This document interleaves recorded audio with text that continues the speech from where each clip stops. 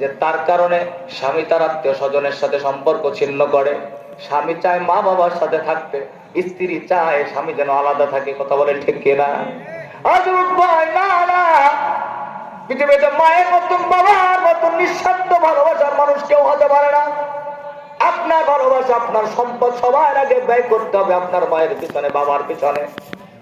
মায়ের পিছনে, বাবার পিছনে সম্পদ ব্যয়ের মাধ্যমে যিনি জান্নাত দিবে তিনি কে? মুসলমান বাবাজিরা আমার, এভাবে মানুষ মানুষের হক নষ্ট করবে।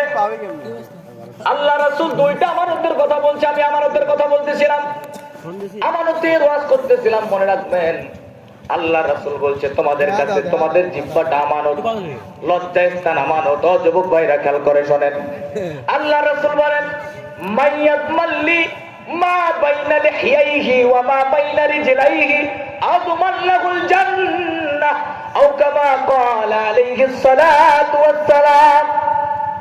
তোমাদের দুই চোয়ালের মধ্যবর্তী স্থান, মধ্যবর্তী বস্তু জিহ্বা, আর দুই উরুর মধ্যবর্তী বস্তু, মধ্যবর্তী অঙ্গ লজ্জা